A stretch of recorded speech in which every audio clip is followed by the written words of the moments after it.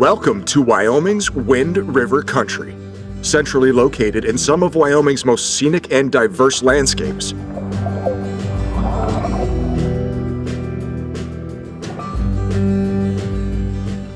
Wind River Country is magic for those looking for quiet, quaint, laid-back leisure and adventure.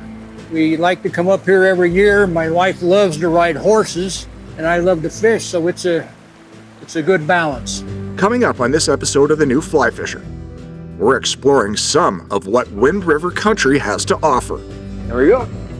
Woo, fun. And looking back from today at what the region was like, what it is today, and just what might the future bring. That's a great technique for this time of year, just because water's a little colder. That's fun. That's so fun on a hopper. It's perfect. You were doing the same thing I was. I said, well, heck, the dry fly's under. Maybe the fish is on there. Okay, see how that branch is sticking right out? That was perfect. Oh, he's a big fish. Oh my gosh!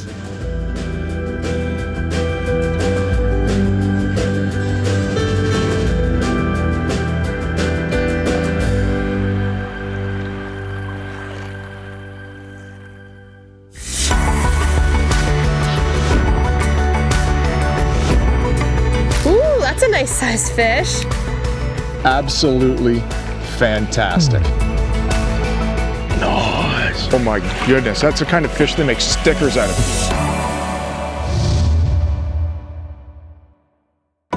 The New Fly Fisher is supported by Wind River Country,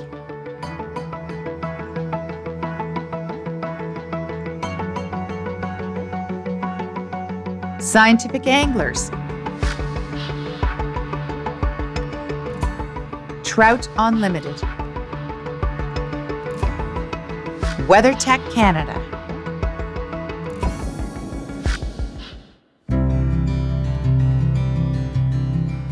We at the New Fly Fisher have a wonderful history with the Wind River region of Wyoming.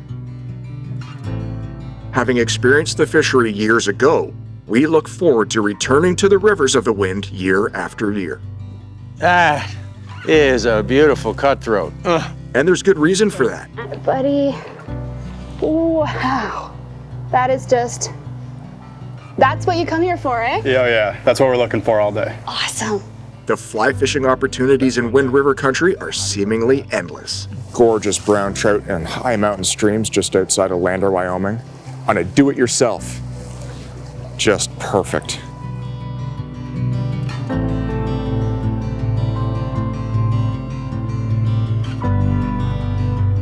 Towns such as Dubois, Hudson, Lander, Riverton, Shoshone, and the Wind River Indian Reservation are your home away from home to access the excellent rivers in the region. Right across Wind River Country, there are incredible places to stay, go, adventure, and of course, fish. And the history of the area is prevalent in all towns and villages in the Winds. Echoes of Native American, cowboy, mining, and exploration history are everywhere. It truly is an incredible area to explore and, of course, to fish. The fishery the Wind River affords is as unique as the history of the region itself.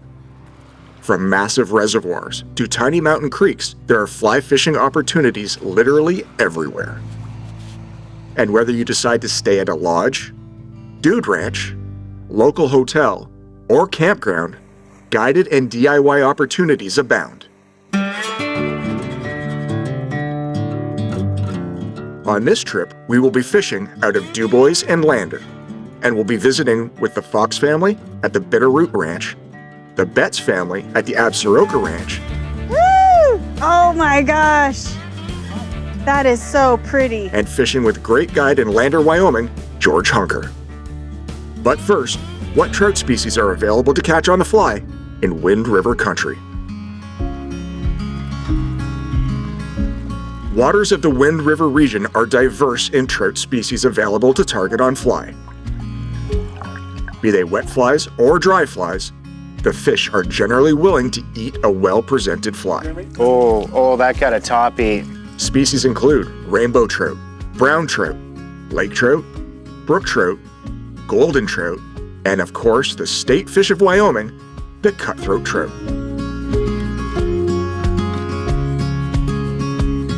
We begin our Wind River adventure on the Bitterroot Ranch with Bayard Fox and his family. Well into his 90s, Bayard has been in the West for a very long time. He's seen change and also works to affect it. It's an old French name. It's a unique name. Never heard it before. But Bayard, people call me. No nickname. No, just Bayard. Don't call me Foxy. I won't. Well, I am 94 now, and I first came to this Pacific area in 1971 when I retired from the CIA and bought this ranch. But I made my first trip west in '43 when my father was a naval officer stationed in Puget Sound, and he got a leave and took me on a pack trip up here around Yellowstone Park for 2 weeks, and I fell in love with the West. Bayard Fox is there's no question he's a visionary. I mean, he is a big picture thinker. He is the sort of person, if you, his whole entire life there have been arcs of passions of his that he's made a reality. There are people who are practical and can think about the steps that need to happen, and there are people that see the dream. And Bayard is a person who sees the dream. He's the person, I think, centuries ago, he would have been an explorer. He would have found, he would have literally probably sailed to the ends of the earth, because that's just, he's brave and he's bold and he's fearless and he dreams big. We gradually built the place up. My wife came in '78. She's been a wonderful partner for building this place up, a terrific rider, and actually she was a world-class athlete. She held the British record for running the half mile. The Bitterroot Ranch, I think, is an oasis of peace and sensibility and reason in a chaotic world. And it's changed very little in the 52 years I've been here. There is small town charm. Whether you find Dubois, or you find Lander, or you find Riverton, or you find Pinedale, it is local people, local businesses who meet you, remember your name, and want you to come back, and will be happy when you do.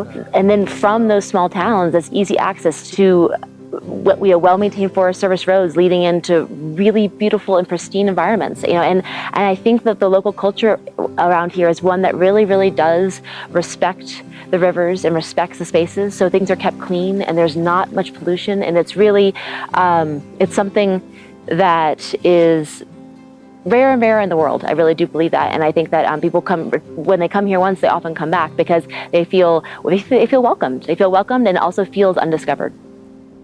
We're surrounded by game and fish property, national forest, Indian reservation, and it's totally protected from the outside world. There are fewer and fewer places in the world where there is so much preserved land. And you come out here, and we're at the end of the road for the National Forest, and we're surrounded by public land, and we'll go on rides and go on hikes and go out fishing. And there are so many times where you look around and you can see nothing for miles that's man-made. And that's, pretty rare in this day and age. So I think it's a real, true escape for people from kind of just the pressures that we all exist in the modern world.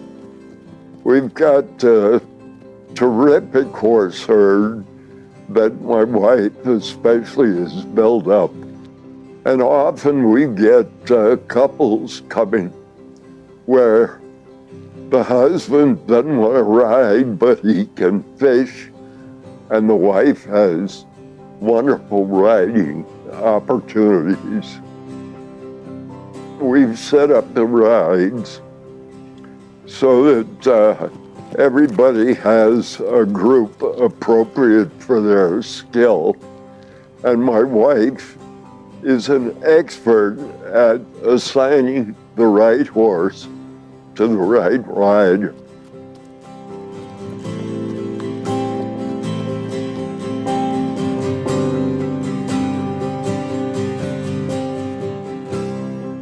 How's it fishing? It can be great, or it can be frustrating as hell. About, I think 7 years ago, they said for cutthroat trout, catch and release only. And that improved the fishing. So I can't think of a better place to spend my life. He will forever be a living part of it. But I also think that the wisdom he had in protecting it and the way he slowly built it. So, you know, as you see being here, there's no huge garish buildings. It wasn't like he did some massive air-conditioned hotel and then brought people out to kind of be near beautiful wilderness. He wanted people to be immersed in it. So yes, there might be a mouse in their cabin. Yes, but you're in it. And I think that he approached it with real thoughtfulness and in a slow way. He didn't speed through, kind of building up, and he let it happen organically. And I think that that's something that I know that Richard and I want to carry on, meaning thoughtful and purposeful decisions, nothing quick and unnecessary. I asked Byard if he wanted to add anything to his interview once we were finished. Boy, did he ever. I would like to say that I've been tremendously worried by our polarized government. And I wonder what the future of our democracy may be now. It's been so shaken by the events after the last election, and I worry about the fact that we haven't attacked climate change, which is not a hoax. And we need to face that problem, or we're not going to have any trout left. But not only trout fishing, but our world is under threat, and we're squabbling over petty things rather than attacking the huge threat which mankind faces and has refused to acknowledge.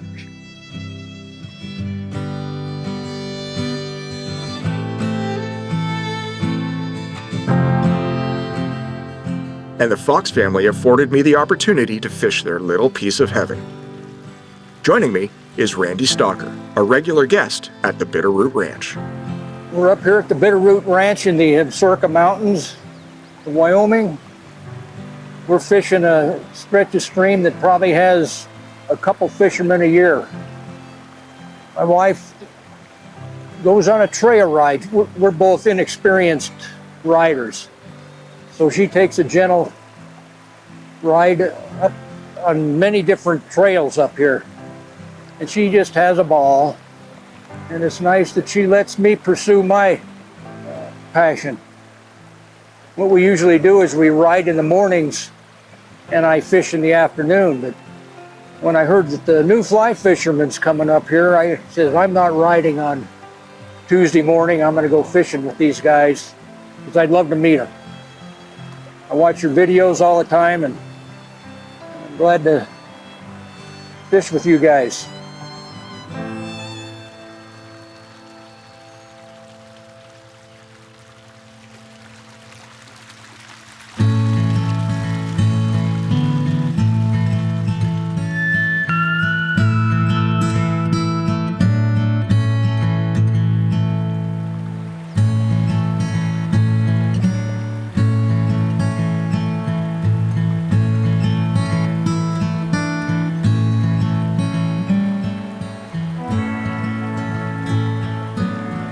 Nice. All right. This is exceptional. I'm fishing with a mahogany dun. It's barbless and it's a dry fly. We come up on this little creek here at the Bitterroot Ranch, and not 5 minutes in, we've got our first nice little cutthroat. Oh, swam out of the net. He's gone. Oh, well, there'll be more where that came from.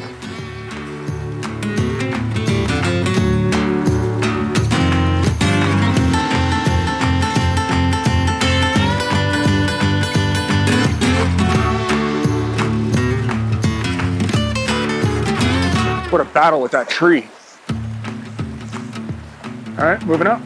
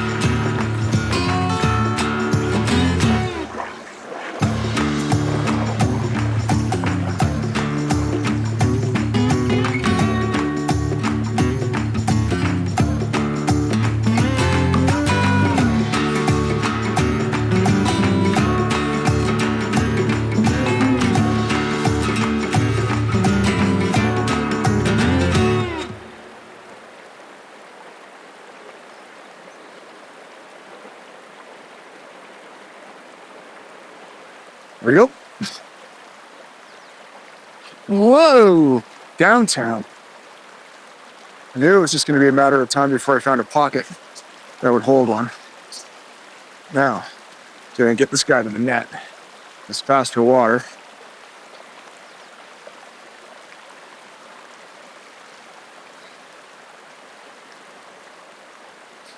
Got him. You know, it always makes me nervous when you catch a fish in the first 2 minutes. And I did that, and then it went quiet for a little while. But it seems like these cutthroat are hanging out in these little tiny pockets out of the fast water, which is typical. So I've got a mahogany dun, dry fly. It's a little wet right now, barbless. And I'm gonna stick with it because I've been here for 10 minutes and that's 2 cutthroat already.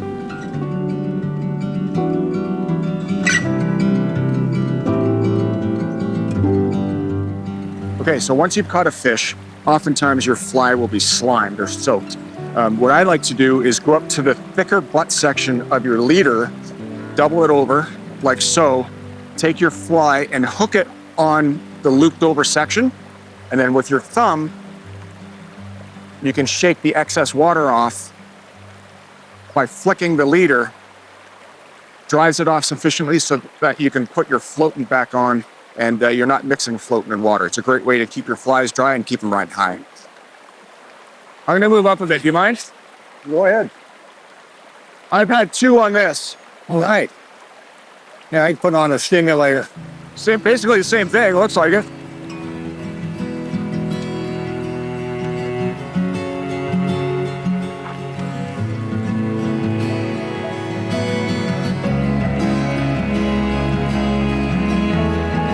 All right, the mahogany seems to be doing the trick for sure.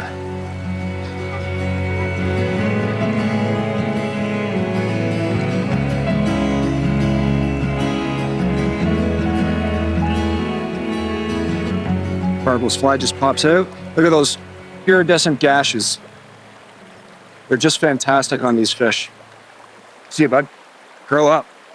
So I've said it 1,000 times if I've said it once. With cutthroat, you need to let them come up and eat the fly and actually turn. They'll come up super slow, eat the fly, and once their head goes back down, that's when you come tight to them. If you hit them on their way up when the fly's right in the mouth, 9 times out of 10, you're just gonna pull it right out.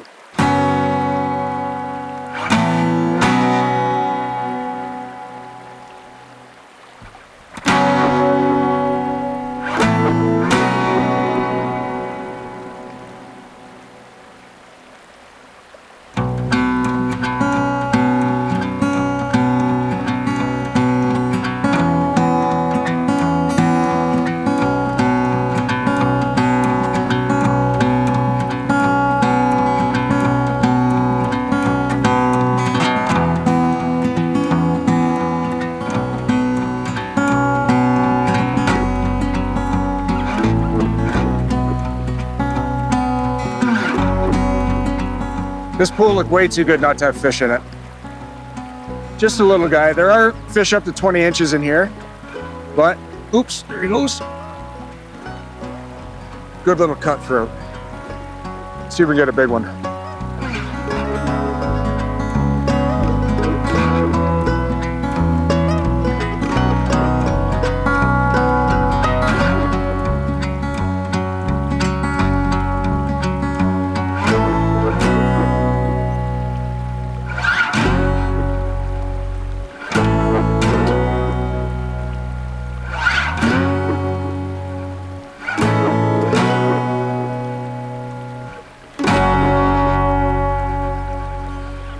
All right, I'm moving out.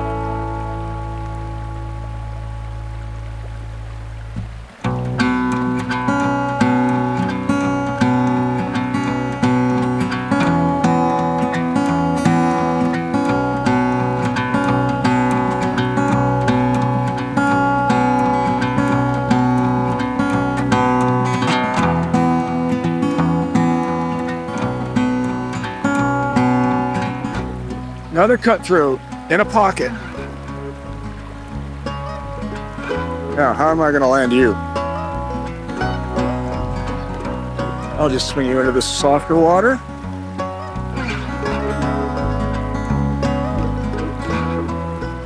There we go. Woo, fun. You know, it doesn't matter the size of these fish. Anytime you can take trout on a dry fly, it's absolutely ideal. Just perfect. Look at those gashes. So fun. All right, 20 inchers. Here we come.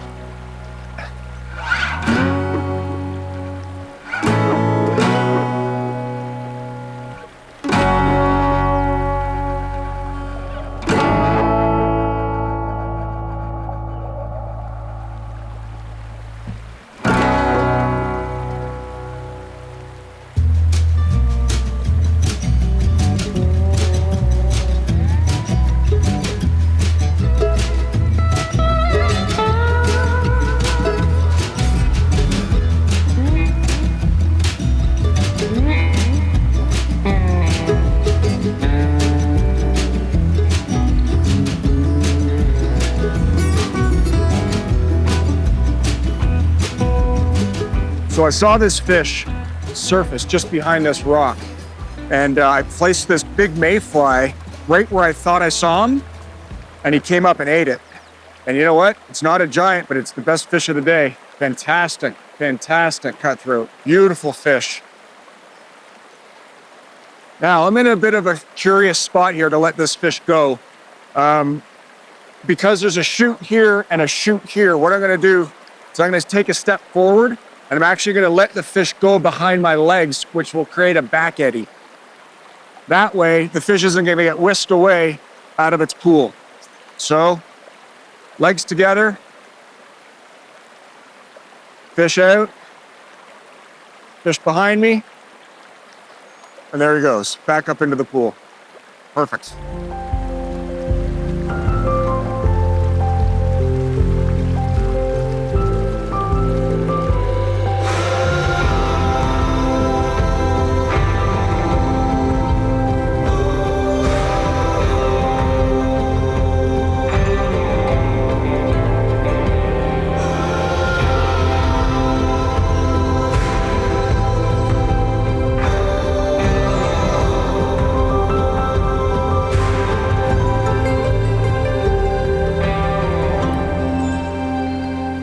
This big green mayfly seems to be doing well this afternoon. Another little cutthroat. Great little fish. Thanks, buddy. So good, so good. I was hanging out. Now I'll take this fly out of my finger. Everything will be great. What a way to end the day. Great fish from a great river with great people. Byard insisted we stay for dinner.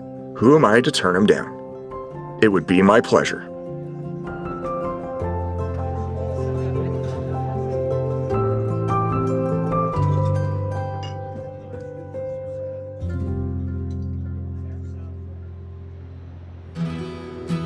The next day, we drove into Dubois, Wyoming. The Betts family have been staples in the community for generations.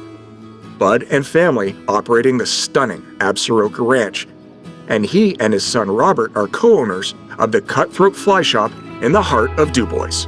Dubois has roots that go back to the late 1800s. And it first started out as a stage stop on the way to Yellowstone in the late 1800s. But over time, over about the last 30 years, Dubois has turned into really an authentic tourist town. Not in a negative sense. Everybody thinks that tourist town, it's full of crowds and ticky-tack things. I don't think Dubois is that way. And if you look at downtown Dubois what it looks like, it's really an authentic, cool-looking little western town surrounded by mountains, great rivers, great outdoor amenities. Dubois is a special oasis, I've always called that. You can drive up 3-4 different valleys and get a different experience each time you drive. I was really lucky to have grown up on the Absaroka Ranch, the guest ranch. My dad had, taken on a big passion for it when I was a kid. I moved over here in my mid to late 20s here in Dubois, and we came over here. I bought a guest ranch 40 years ago now, a guest ranch in the mountains west of town here. We built that ranch up over the last 40 years. The guest ranch is my daughter's direction in life. She runs the guest ranch along with her husband. We are an all-inclusive, so you get your lodging, your meals, and your activities all for one rate. We work on a Sunday to Saturday basis or a Sunday to Thursday basis. Usually I have people that stay all week. You get 3 meals a day. Our main activity is horseback riding, ride in the morning, ride in the afternoon. Options for hiking, options for sitting and reading a book in the aspen trees. We don't have a stream per se right on the ranch. We offer half-day and full-day fishing excursions for our ranch guests that book there, and they usually book for a week at a time. They start in the middle of June, go through Labor Day. Over time, we have developed a reputation among our guest ranch people of having great fishing opportunities where we go out for the day or a half-day by vehicle, take lunches, take water, and out for the day. And we're able to access all these great tributaries of the Wind on a day basis out of our guest ranch. By the end of the week, I want you to want to come back here, and I want you to feel like it's somewhere you can come and you know the routine and you know everyone here. In the meantime, I learned how to fly fish, brought those experiences over to Dubois. We included fly fishing as part of our package for our guests. And so we transferred that to this shop when we bought the shop, my son and I, when we bought the shop about 5 years ago. The fly shop is full-service fly shop. We have all the gear that you may need, especially for walk and wade scenarios. Rods, reels, nets, waders, boots, the whole get-up to get you out there, plus a lot of clothing, plus some outdoor gear as well. The biggest thing I'd say is that when you walk in here and it's your first time, we'll of course recommend that you come take a guided trip with us. Around the area of Dubois, you can expect to catch 4 different species of fish: brook trout, rainbow trout, cutthroat, and browns. Dubois in general is really special because I believe that it's a place that hasn't been found necessarily. So when you go out to fish here, you can expect that you might be the only people on the water. You might not see anybody else. And I think it's opening itself up to more visitors and people that are finding out about it, but I also think that's what makes it special and makes it a place that, professional anglers are aiming to find. I think the fishing here in Dubois has gotten better over the years for various reasons. Our Wyoming Game and Fish Department is a super professional, super well-run agency. Let him breathe a bit. Oh, great. Thank you, my friend. Nice job. In a large section, the Game and Fish has instituted catch and release fishing in the Dubois. And 40 years ago, we didn't have that. So a lot of these streams were basically, not entirely, but somewhat fished out. And the fact of catch and release fishing not only instituted through regulation, but also through custom and culture, through the new type of fly fishing that we have, has meant that there's more prolific fishing that goes on here in Dubois. But the cutthroat are certainly active. Let's show you some flies here on the table. For anyone coming in here, our main goal is to kind of figure out what your plan is, what your goals are, what you're trying to achieve. We've been using a lot of hoppers. Even if you're not going to take a guided trip with us, or if you've been here a lot and you know it pretty well, we still are going to be very knowledgeable about all the hatches that are going on. We're going to be knowledgeable about how certain places are fishing. I'd say a great standby for the whole area is the pheasant tail. What happens in Dubois, especially during the runoff, is only a few places end up being fishable. This year we had a ton of rain throughout the summer. That muddies up a lot of the rivers, but coming here, you know, we know what spots may be clear, what lakes you can maybe go to. And in general, we're trying to get you set up for however long you're gonna be here, or for wherever you're going as well. Like the last time you were here, it was... And with that, I picked up some local patterns and took Robert's river location recommendation. I hit a nearby stream to try my luck. Go.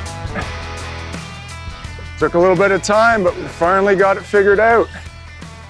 Had the mahogany done on for a while, then switched to a hopper. Then went something a little bigger profile than the mahogany. And I moved a lot of fish with the mahogany, so I decided, why not just go back to it? Like, you're moving fish with it, continue to use it, and a couple casts in after changing flies, I got a nice little rainbow. Sweet, that's fun. There you go. Little Wind River rainbow.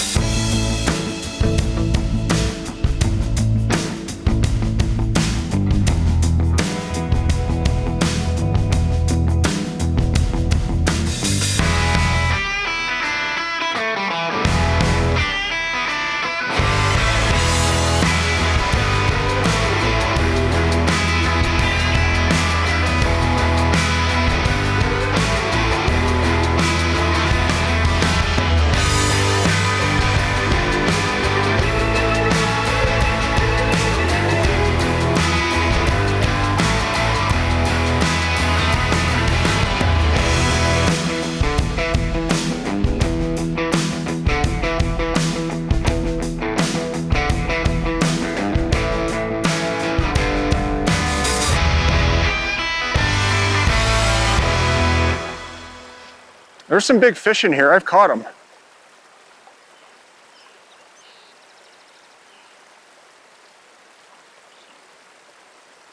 That feels like a cutthroat. Kind of ate like one.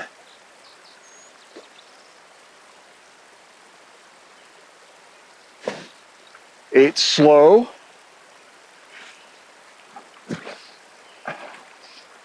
It is awesome. Yellowstone cut. Look at that gash under its throat. Spots concentrated towards the tail. Fantastic little cutthroat. There you go. Sweet, that's fun. Not too bad for an hour of fishing close to town.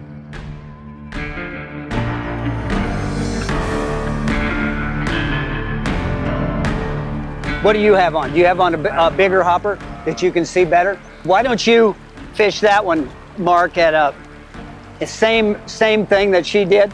Fish that edge, the right-hand edge of the current, and then reach over the top to that other side, and I'm going to change her fly while you're doing that, okay? It's day 3 of our time in Wind River country. So a lot of people will cast and put it in this whitewater.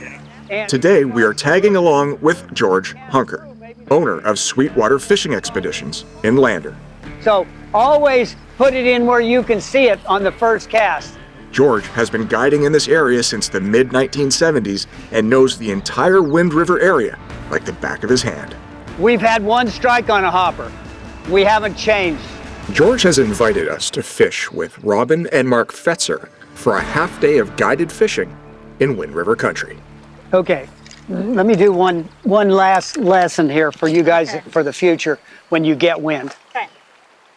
The tighter the loop is, the better it penetrates the wind, right? And how do we get a tight loop? Tight loops are formed, all loops are formed by the amount of arc in the fly rod, okay? So if I go from here to here, I'm gonna have a big, loose, open loop. But if I go from here to here, I have a tight loop and it goes into the wind. And notice also that you can have a tight loop way up in the air here like this, and then the wind gets it.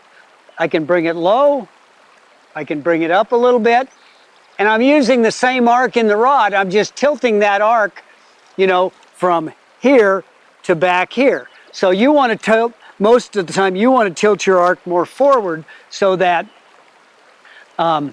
it finishes right over the water like that with a tight loop. So less movement of the rod overall. Certainly don't take your rod all the way down on the final cast, because that opens up the arc, which opens up the loop, which means that the Like that? yeah. And remember also, principle one, George's principle one, tip down, slack out when you take the line off the water. Tip down, slack out, okay? And if you can't get the slack out and you don't have too much wind, then roll cast it, then pick it up, then throw it. Good job. See how much better that was? Yes. Of course, the wind was helping you out there too. Okay.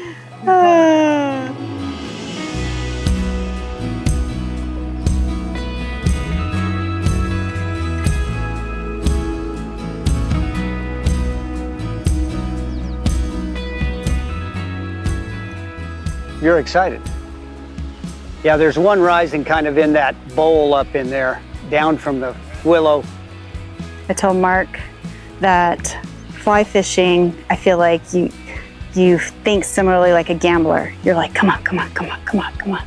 Hit it, hit it, hit it. And when people are gambling and you're doing it.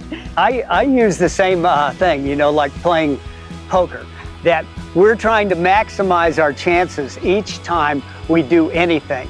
And we don't leave, and we try not to, we know that chance is involved, but we try to take the chance out of the situation if at all possible.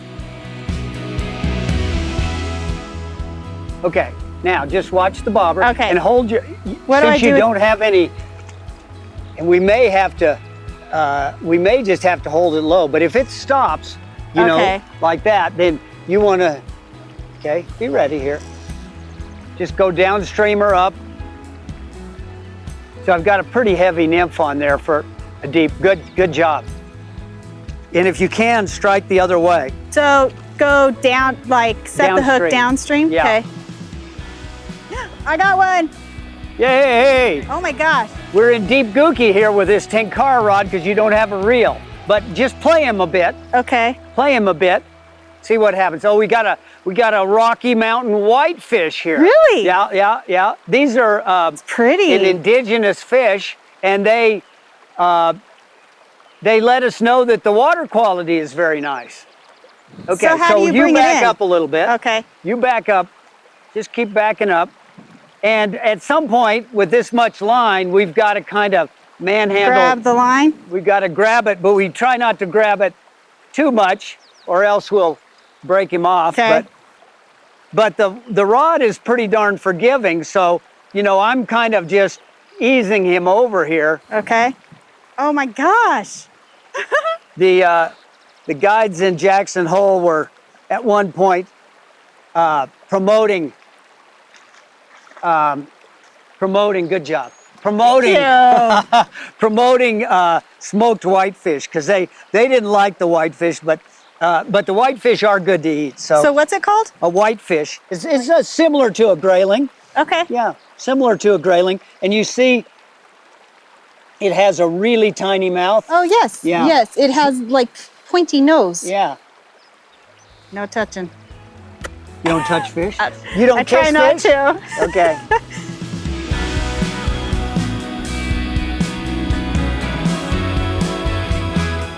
Okay, move up about a half a foot. And now try a little bit to the left of the butt of that log in that brush.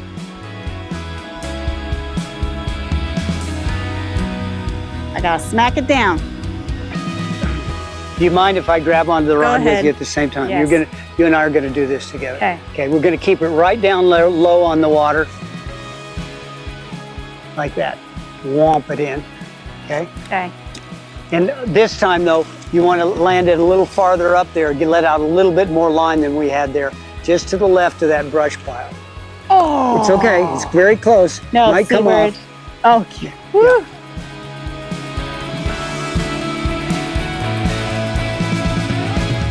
Oh, it's a little This guy. one looks like a trout, probably. I would think this would be a trout.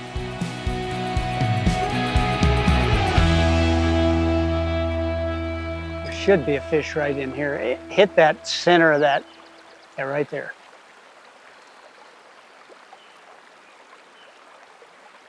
Stop. Oh, you got one. Good. A good fish, too. Good fish. Woohoo. Don't go upstream if you can help it, because I see another fish in there. And yeah, keep him, if he wants to go under the bank, then slant your rod and keep him pulled out. And you can, if you want, let him go down here.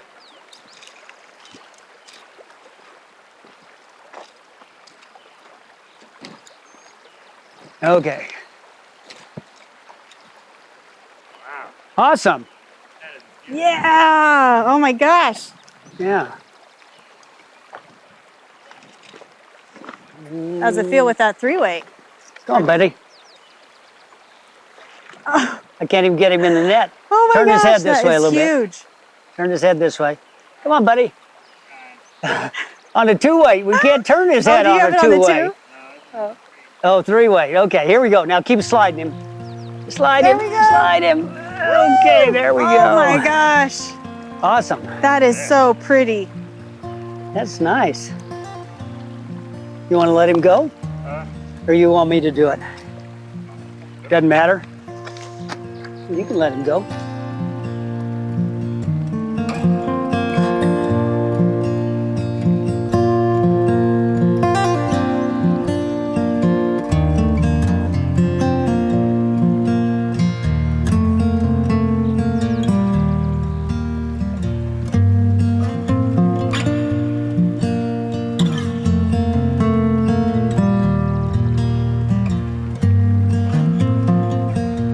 Well, that was well done, and the drift was good.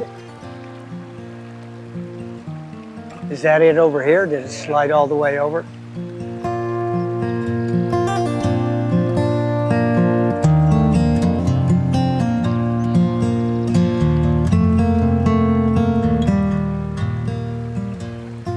that a huge bug floating in the water right there?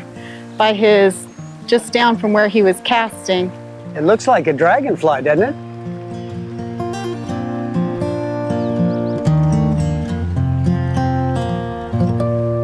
Okay, both of you are trying to cast fairly high out in front to be delicate.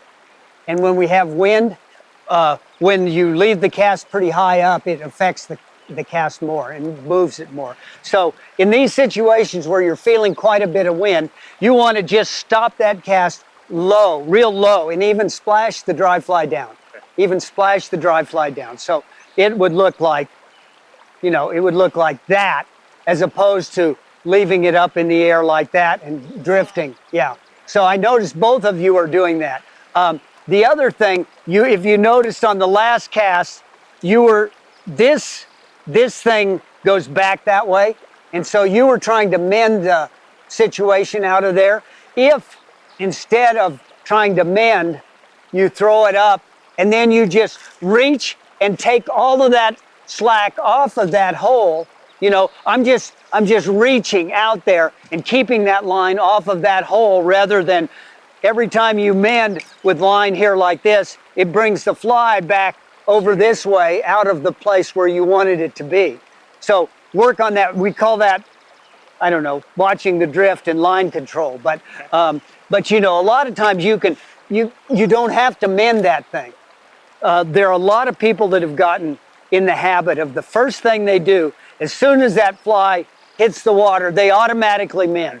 And that's a bad habit to get into. Especially the smaller the stream you're in, you want, you know, that fish is gonna a lot of times hit within the first, I mean, instantaneously almost. And if you've already minted it, you pull that fly away from it. So, you know, throw it in there and just see what happens. See what happens to things. Thank you. Okay, we got that. Yeah. Okay, we're gonna leave a bunch of rods right here. Let's leave those rods right here and let's you and I go on up here.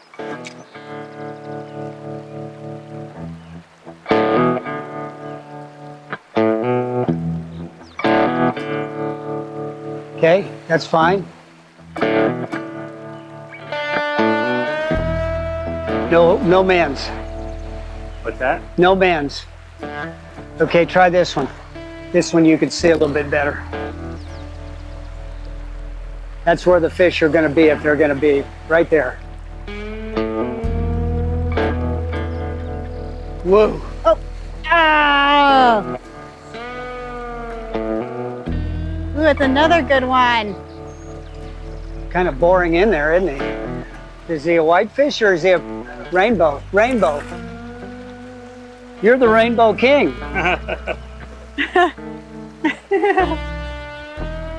It's okay. Be ready.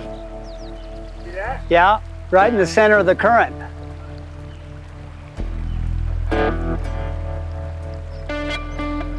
See if you can get one about a foot to the right of that, more on the edge of the current rather than the center. Good one. But I'm going to get the Tenkara set up to put it in this thing. So kind of in that shadow, yep, under those willows. Good job. I'd written that one off already. But Mr. Persistence, Yay! Thank you for being delicate with these guys.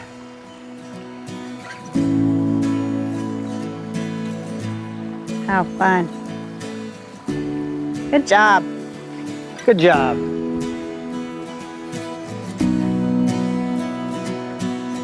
I love mountain fishing. I love being able to look at the water and then look up and just see beautiful scenery. We've seen nobody else out here, which is great. And much rather be in a pristine area like this than crowded elbow to elbow. Well, I would come this time of year. I think it's perfect, it's beautiful, the leaves are changing, it's not too hot. Fishing is much more than just catching fish, right? It's the experience of being outside and to be in this country, be surrounded by mountains, such beautiful terrain and such a variety of terrain is just amazing.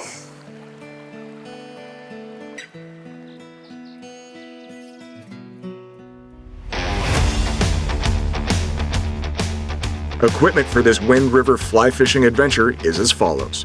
We are using 9-foot 4 and 5 weight rods with matching 4 and 5 weight forward floating lines. Reels were mid-arbor. Leader setup was 9 and 12-foot tapered 3X leaders with 3X and 4X tippet. Dry dropper was the choice of flies. It's our final day fishing in Wyoming's Wind River country. I've seen a rattlesnake here too, but I don't usually think of this as rattlesnake country. George has invited me to join him on a river close to his home in Lander. Who am I to say no? When I started, I was the only guide on the east side of the Wind River Mountains, and the fishing was fantastic, and we thought we had everything to ourselves. And the fishing has really held up pretty good, but you know, some years we say, is the new amount of pressure that we're receiving affecting the fishing? And whether or not that's the case, it affects our attitude towards the fishing. We do see way more people fishing in our local area. Not always are they as respectful as we would like to see. If you saw somebody on a lake, to respect them and to respect the wilderness, you should just avoid fishing there completely. and make yourself completely scarce. And your tent situations, all that sort of stuff should be well removed from lakes and trails and streams. In the front country here, like they do in New Zealand, you shouldn't just jump ahead of somebody. If you're going to fish that stream, you should follow at a respectable distance behind them so that they never know that you're there. You should avoid your presence infringing upon somebody else's presence in Wyoming. That's my feeling. We have 500,000 people in the state, and we like our space. So space is space, and space is not seeing anybody else. And that is the critical matter as far as I'm concerned.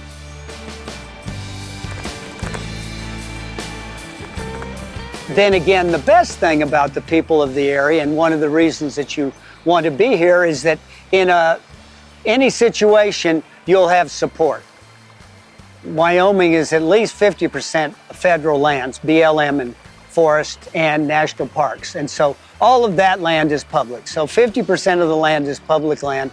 In Wyoming, the bottom of the river is still owned by the owner of the land. Public fishing is either in official easement areas or in federal lands. The biggest thing that I try to stress is taking care of the resource, not camping too close to the water or the lakes, and making yourself a little bit farther away from everybody else. And of course, taking care of the fish. But the fish tend to be resilient. We've believed for ages that this is limitless. Our resource is limitless. And it's not limitless anymore. Wyoming is kind of the Alaska of the lower 48 in some ways, and we'd like to keep it that way. That was a little one, wasn't it? Something hit the nymph or something. Is that a heavy nymph or not? It's got a beadhead on it. Yeah. That hopper wants to ride upside down. It's a pretty big hopper for not being able to see it very well.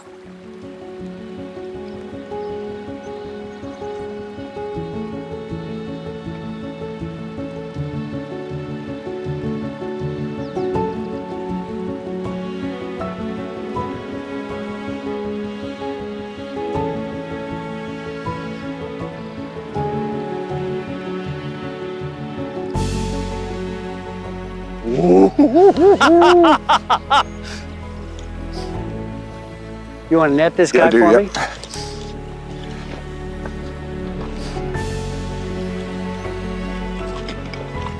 There's a dropper on there, so. Oh my gosh, look at this. That's a worthy adversary.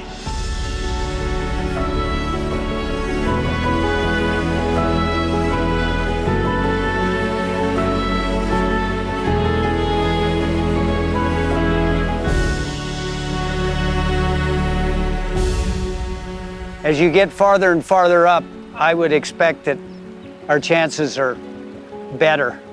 I don't know why. I guess because we haven't seen that many in the bottom of the pool. Oh, see that? Right on the bank. On the right-hand bank? On the left-hand bank. Up by the foam? No, there's a big round rock. See where that riffle is? Right. Yeah. Right against the bank, right in there. Yeah. There you go.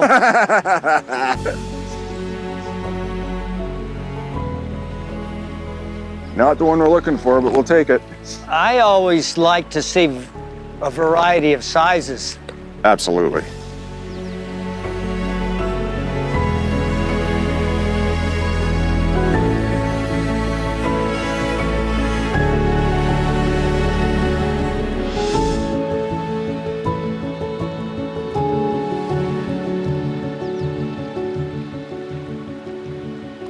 I was on a, and it's even worse in a lake. I tried not to fish this way, but I was in a lake in the Wind Rivers and there were a bunch of golden trout over the drop-off. Good cast, be ready. Bunch of golden trout over the drop-off and they keep milling around, backing around. They're not feeding on the surface, but I tossed a big, like a stimulator out with a small nymph underneath, and that really was like watching the clothes dry because there's no current. You got a market on those little guys, don't you? Yeah, I do. All brown trout so far. Occasionally we'll catch a rainbow in here, but not very often. Come on, guys. Come on, big one. We need some surface action.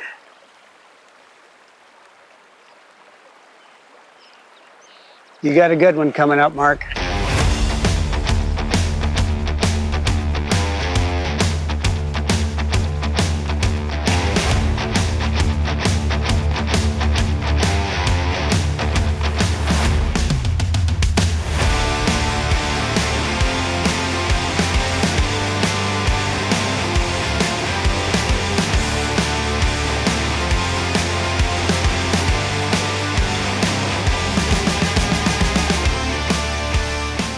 Here's a good one. Oh, yeah. Good one. Big rainbow. I think. I don't know what it is, but it's a big fish. I've got 4X on here. Come on, buddy. This run looked just too good not to have fish in it.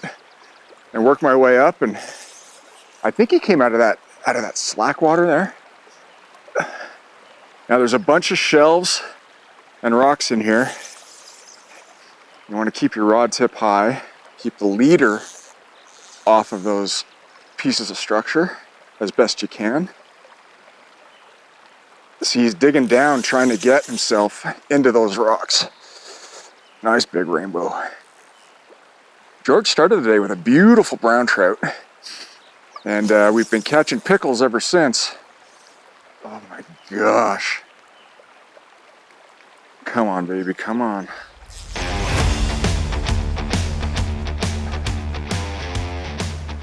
Finally found a worthy adversary, yes, eh? Yes, sir. Making me work for it, I love it.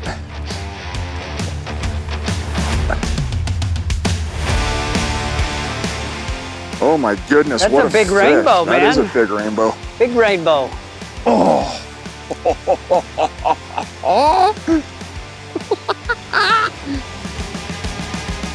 All right, let's take a look at this guy. I can barely get my hands around him.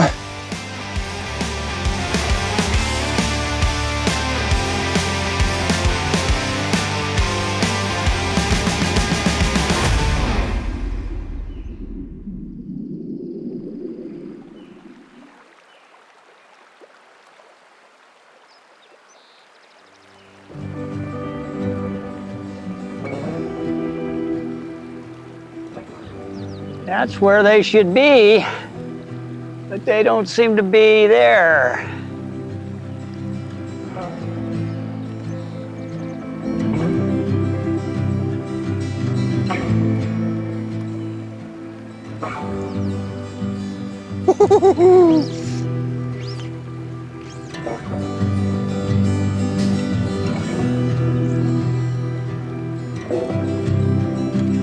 That one took the nymph. Sure did. I changed nymphs.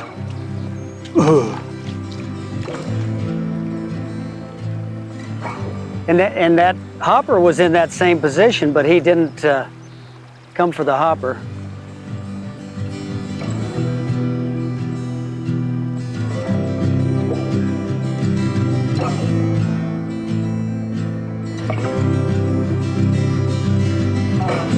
Wyoming's Wind River Country, an amazing place with wide open space. The fishing is fantastic, as are the people, the landscapes, and the towns within. That's about all the time we have for this episode of The New Fly Fisher. Thanks for watching. For more on our series, check us out on all our socials and at thenewflyfisher.com. Remember, adventure is out there. All you need to do is go and find it. And what better way than to do it with a fly rod in your hand?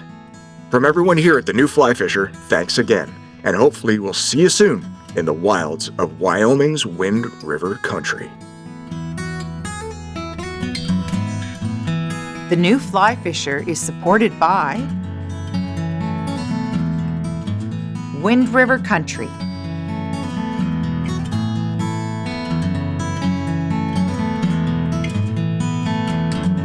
Scientific Anglers, Trout Unlimited, WeatherTech Canada,